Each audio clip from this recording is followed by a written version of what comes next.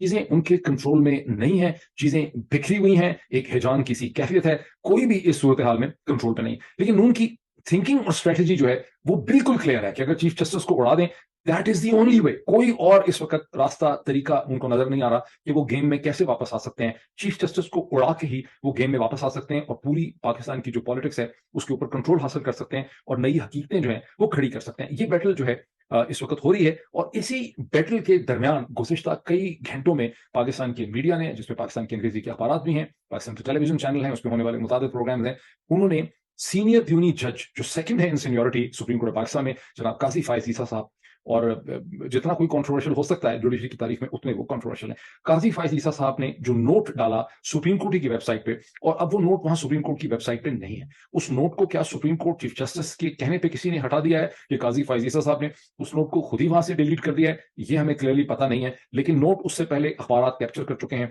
Don के अंदर उस नोट की पूरी जो डिटेल है स्क्रिप्ट लगाकर वहां पे वो मौजूद है, उसको आप स्क्रॉल करके देख सकते हैं। जो स्टोरी जिसमें वो नोट लगा है काजी फायज ईसा साहब का, उसको मैं इस वीडियो की डिस्क्रिप्शन पे रख दूंगा। लेकिन ब्रीफली उन्होंने क्या कहा, ब्रीफली तौर पे काजी फायज ईसा साहब ने कहा कि जो 4 अप्रैल का 6 मेंबरान का सुप्रीम कोर्ट का फैसला था वो इलीगल था, अनकॉन्स्टिट्यूशनल था। और जो मैंने फैसला किया था 2/1 के बेंच में, जब उन्होंने और जस्टिस अमीनुद्दीन ने ये कहा था कि स्पेशल कोर्ट्स नहीं बनाई जा सकती, चीफ जस्टिस ऑफ पाकिस्तान के पास ऐसी पावर्स नहीं है अंडर द आइन, और जितने भी केसेस आर्टिकल 184/3 में सुने जा रहे हैं, इशारा बड़ा क्लियर था कि इलेक्शन के हवाले से, पंजाब और यूपी के इलेक्शन के हवाले से जो केस चल रहा था, काजी फायज ईसा साहब चाहते थे कि उस केस का रास्ता रोका जाए। और बात है कि काजी साहब और तमाम जज साहिबान जब अपने फैसले लिखते हैं तो उसको एक ऐसी सोफिस्टिकेटेड प्रिटेंशंस में, कानून, आइन, आर्टिकल दिस ब्ला ब्ला ब्ला फ्ला फ्ला फ्ला में छुपा के उसको प्रेजेंट करते हैं, और उसके बाद बहुत से वोकला टेलीविजन पे बैठ के उसको ऐसे डिस्कस करने लगते हैं कि बड़े जेन्युइन इश्यूज हैं, हम मानते हैं कि इश्यूज वाकई ही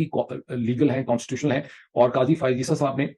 अभी भी जो क्रिटिक की है 6 मेंबर के जज के बेंच के ऊपर कि ये इस तरह से नहीं हो सकता था, ये बहुत जल्दी में हुआ है, इसकी प्रॉपर इन्फॉर्मेशन नहीं थी, इसमें अटॉर्नी जनरल पाकिस्तान को गालिबन इन्फॉर्म नहीं किया गया, ये चंद मिनटों में ये फैसला जो है हो गया है, और ये फैसला गलत है और ऐसा फैसला नहीं हो सकता था। इस क्रिटिक के अंदर, इन पॉइंट्स के अंदर बहुत सी सदाकत है, हो भी सकती है, ये एक बड़ी अच्छी एकेडमिक डिस्कशन है। लेकिन जो चीज एक एनालिस्ट देखता है, जो पॉलिटिकल एनालिस्ट देखता है, बिकॉज मैंने जो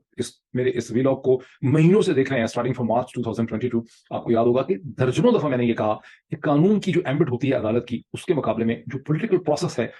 उसका लेंस बहुत वाइड होता है और आप बहुत बड़े तरीके से सब चीजों को देखते हैं। कानून एक एलिमेंट है उस लार्जर पॉलिटिकल प्रोसेस का। तो जब आप इसको पॉलिटिकल प्रोसेस और एंगल से देखते हैं तो आपको क्लियरली नजर आता है कि काजी फायज ईसा और दी अदर